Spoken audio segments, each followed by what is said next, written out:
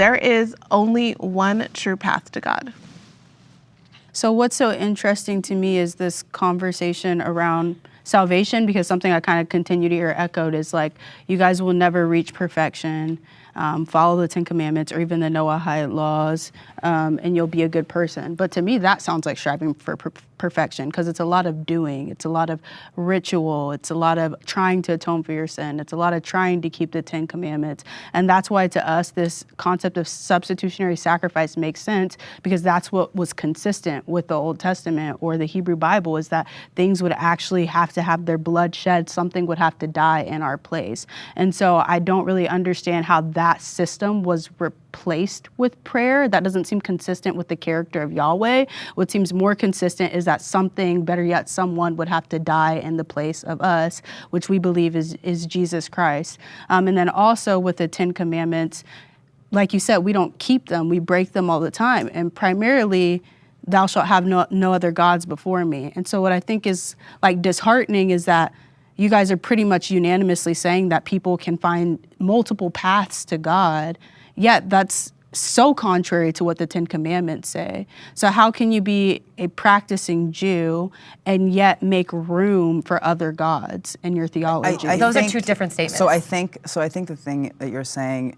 you're asking for practicing Jews, that also will probably be argued here, because I am a Jew.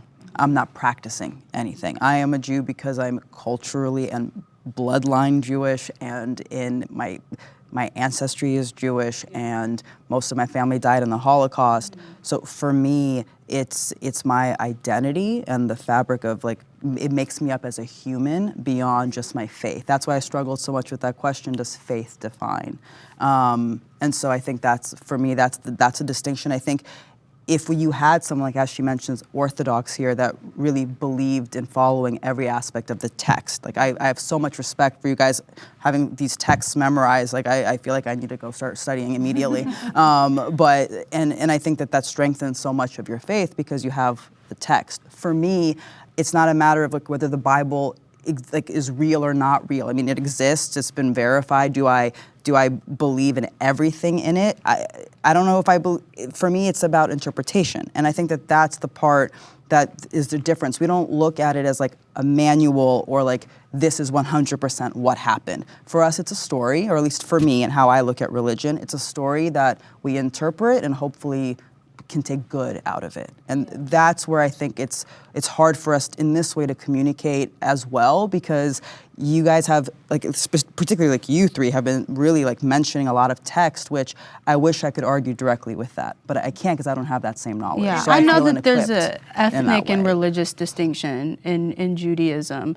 I guess I just don't understand how that happened, because it is an ethno-religion. Like when God established his covenant with Abraham, it was Abraham establishing a covenant with God. And so like at some point, for all people, so at some point in your history, like people began to disregard Yahweh. And so I guess I don't understand like why they're separate, how they became separate, or why there's no conviction over the fact that you're separated from your faith. I can answer that. Sorry, go ahead. Just, well, one, we've been around for so long. You know, even in the most basic way, there's been peer pressure when there was like the Greeks coming to the land of Israel, and you start getting influence of like, oh, let me worship this God. And so, if we were to start a week ago, we would obviously be very, very, very strong. But over the course of 6,000 years, people diverge, people get influenced by different circumstances. Yeah, and Sure. My family moved to America right before the Holocaust. So, saw some sketchy signs and we're like, we're out of here. Yeah. We were also killed everywhere Right. from the beginning of time. Like we're expelled from everywhere. They moved to America and put a wreath on their door and got a Christmas tree. And that was survival and assimilation. And my parents married each other. My mom was raised conservative and kept kosher and was bat mitzvahed, and my dad, this is only funny to you guys, but says Baruch Atah Adonai. And, it was approved by my mom's parents and okay, and then I am a product of those two people. And if you're asking where the distinction is, it's like, yeah, we've been around since the beginning of time, and some of it was purely safety. And I think a lot of the reason that my dad, knows not one thing about Judaism was just his parents were in survival mode and they moved to America and they kind of, I don't know if they were intentionally hiding, but they were just like, yo, people really hate us, so we're going to put the wreath on the door and we're going to do Christmas and we're not going to have a bar mitzvah, but we're Jewish. And, you know, if Hitler came here today, we'd put that star on no matter what, because, you know, if you have one drop of Jewish blood, you're Jewish and you're yeah. I'd love to flip the disheartening nature of, I actually think it's amazing that we're here and we are still Jewish and we are still so proud to be Jewish, and that you see such pluralism of like not even believing, like it's amazing. It could be so easy for you to say, I don't believe in God, I don't want to get myself busy with that, I don't want to take a life of experiencing anti-Semitism and experiencing these challenges and struggles, and the opposite happens.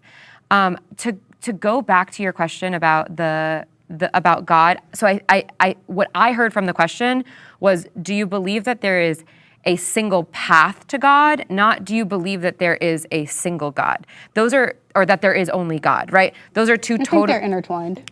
Those are totally different questions for me, that every person is on their own journey to get to what I would say is that there is only God, hands down.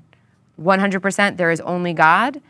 How people are gonna get there, that's the joy and the journey of life. But that's you the guys are distinction.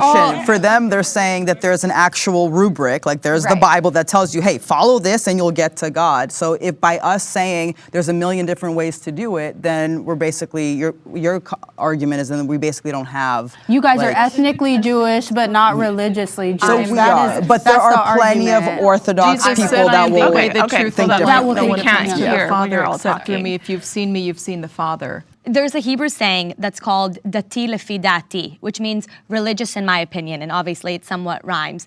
And that is when you kind of decide, like, there's 613 mitzvahs and so many ways to live your Jewish life and practice it, whether it's ethnically or religiously. And for me, I know, like, I like celebrating Shabbat. I like kind of having that distinction of, like, this is a day of rest, this is a day of becoming with my community and lighting candles and doing that. And I like also doing Havdalah, which is something that I didn't do growing up as my family. That's something I grew up doing at sleepaway camp, and I liked it. And you kind of pick and choose. It's Can you kind say of your what own. it is? Havdalah means distinction. You celebrate it on Saturday. In Judaism, the day start the evening of when 3 stars come out. So when 3 stars come out on Saturday night, that means we are now entering the work week. And so we have different rituals of smelling spices, lighting candles, and drinking wine and singing songs and having that distinction. This was a holy day, and now we're going into what we call Yamei Chol, like sand days, regular days, unholy days. You kind of pick and choose, like, you know what? I like bacon. I like cheeseburgers. I love shrimp and calamari. I don't want to restrict myself doing that, and I like driving on Saturday. Other people, they decide to do everything. You kind of pick and choose, and I don't think I'm less Jewish than somebody who decides to cover their hair. This is also sort of an American thing, right? I The mean, no, sex. I grew up in Israel, born and raised. I came here for college.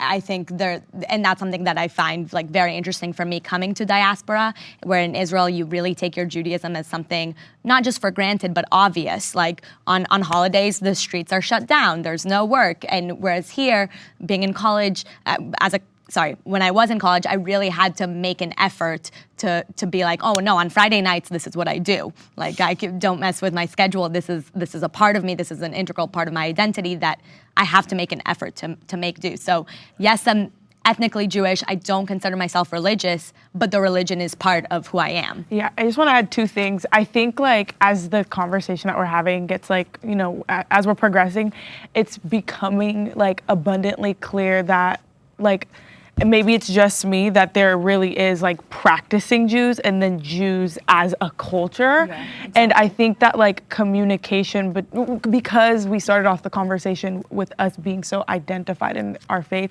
I really do see that like disconnect that we're having right now. Like we are defending our faith, and I think these questions are surrounding our faith, but there's clearly something lost in translation, right? And I think adding to that, I think a part of what I'm seeing as far as like the Jewish people as a whole, the kind of like rebellion against the culture in and of itself, I think is largely due to you guys not believing in Jesus and him like dying to fulfill the laws. And I think that's also what I'm seeing as you guys as a people. So, question for my ladies on the Jewish side. Why doesn't the Jewish faith actively try to convert other people? I think this question actually goes back to your question that you asked before about whether or not other people that aren't Jewish have can have a relationship or connection with God, that can achieve salvation, like however you want to phrase this. So if for us the answer to that question is yes, well, so then you don't need to be Jewish. It's okay. Like we are all on this journey of striving to be good people in this world. We'll all have a chance at whatever. There are some ideas of salvation. Like we'll all get there. You don't have to be Jewish to do that. And therefore it's like actually really challenging to convert into Judaism for somebody who does want to convert into Judaism, because it's not a religion, right? We're not just a religion. I think that's I think I said this before, it's one of the biggest misconceptions about us, that we're a people. And so if you want to be part of us, you're going to have to do some work to be part of us. But also, you don't have to be part of us to You don't live think a it's good life. necessary? Exactly. That's what you're saying. Okay. Exactly. Yeah.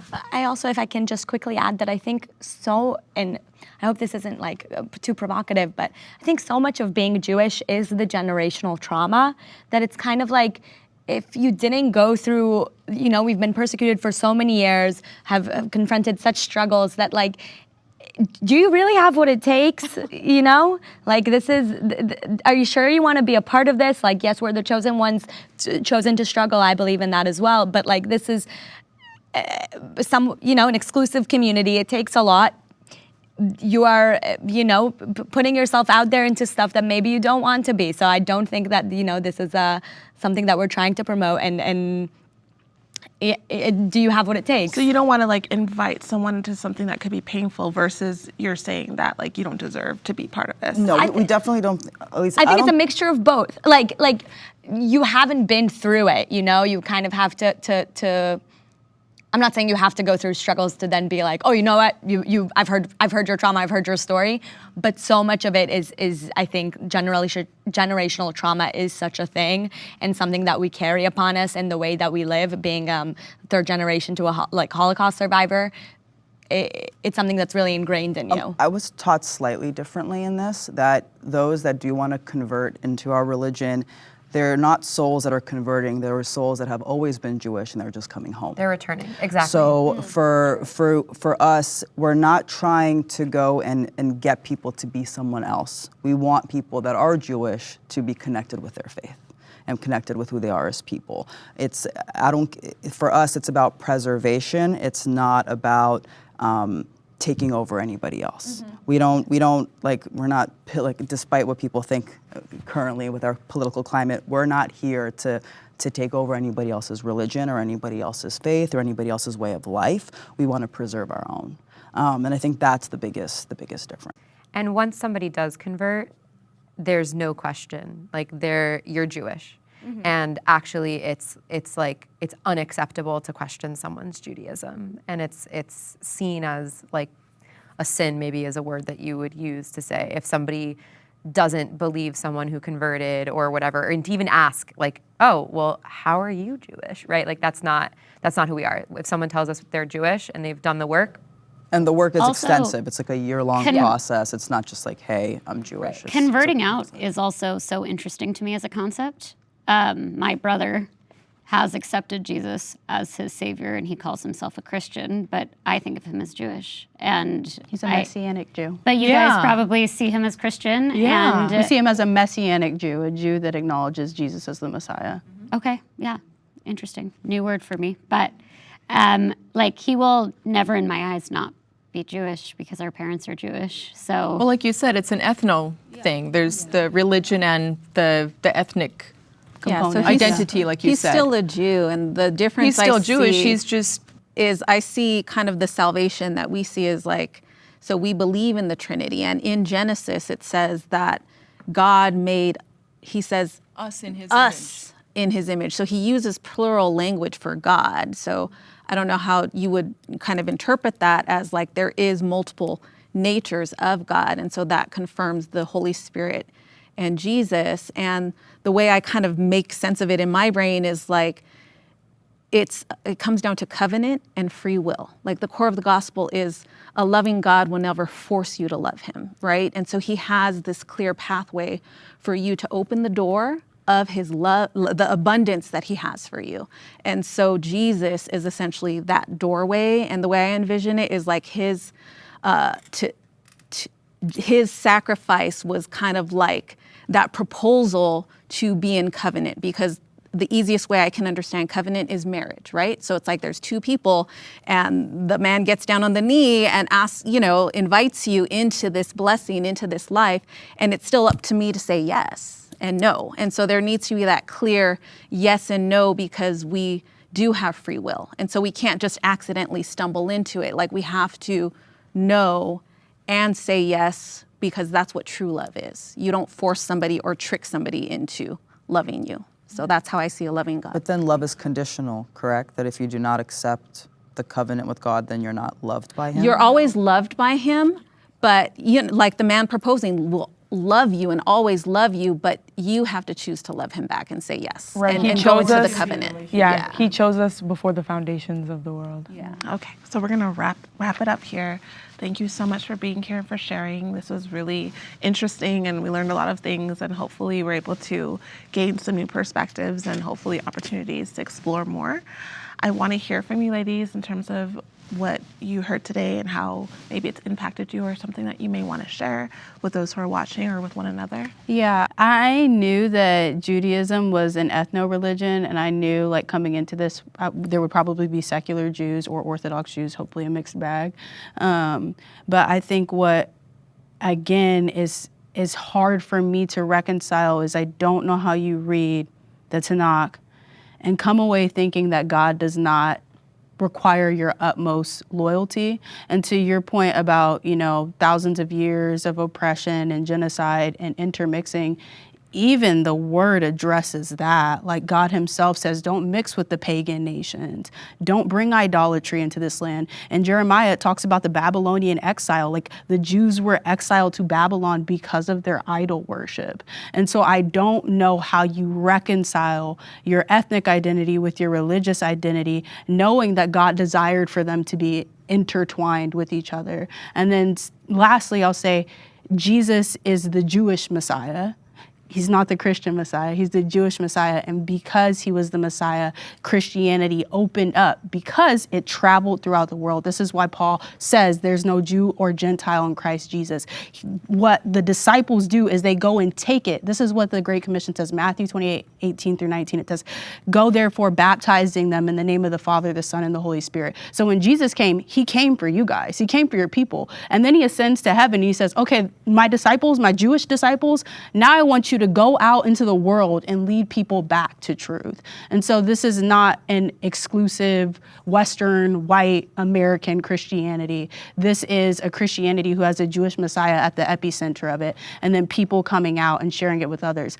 One last thing I'll say is that Christians were martyred. Stephen himself was stoned to death in Acts 7, and the disciples were martyred. Peter was hung up. He died crucified upside down. Christianity has still prevailed. We still have this text that tells the truth. Africans were colonized, and yet Christianity reigned supreme in an uncolonized place in Ethiopia. And so even though there has been mixing and discrimination, the word will always prevail. And if you want to tap into that truth, it's always accessible for you. And I just wanted to say one thing, because you had mentioned like the accuracy of the Bible. One thing that we can say is that the Bible has been cross-referenced, the Old and New Testament, or if you want to call it the Hebrew Bible with the New Testament, the Greek. It's been cross-referenced over 68,000 times. There were 500 eyewitness accounts that saw Jesus resurrect from the dead. He was walking on this earth, holes in his hands and feet, appearing to people after they saw him be crucified. He said, I am the way to the Father. I am the way, the truth, the life. And so that's the accuracy of the Bible that we know. I would say, how do we know George Washington was president? We didn't live at that time. And, it was written in a history book. Why do we believe it? Well, because it's been historically documented with eyewitness accounts. And that's the same with Jesus resurrecting from the dead. We have all these eyewitness accounts that saw him. And he's appeared over the years to many people, supernaturally appeared to people. So that's why we believe that the Bible is accurate, and it doesn't contradict each other once. The Old and New Testament, they are one book that echo each other. My big takeaway, I at the beginning, the first question was, do we have more in common than not? And I went green, and after this conversation, I'm like, oh, we're so different. And I didn't realize, I am shocked how in alignment you all are. That is really shocking to me. I guess I didn't know that. I didn't know that you guys kind of all, it's interesting. I think you all are clearly very smart and very, very versed, but you're so in agreement. And in a way, I'm jealous. I'm like, damn, y'all, you're like, how do you get inner peace? I'm like, I have no inner peace. You can have it. You can have it. Every day is it's for you. Struggle for me, and I, props to you guys. I think my biggest takeaway is that, to me, the conversation felt like from our side, we were explaining and just diving into offering a perspective of this is who we are, take it or leave it, cool. And I actually really felt that all of you were trying to convince me. And I'm actually not interested in being convinced. I'm very happy being Jewish, living Jewishly, living religiously Jewishly. And I think that that's if I could have one wish, the wish would be that that people just let us be Jews, let us live Jewishly, and let's disagree. And I love that we can have these different understandings, but it doesn't have to be for the sake of trying to convince us to become Christian, because it's never going to happen. For me, I think my biggest takeaway is that I think that I am doing myself a disservice to not know the text as well as you guys do. Mm-hmm. And I think that I will strengthen my own resolve as a Jew by reading those texts and actually being able to have educated answers to your questions. Because I do think that text and history strengthen my belief and faith, and certainly my arguments. So if anything, I'm going to take away, I'm going to start reading more and learning more. And that is something that I am really grateful to each of you for that.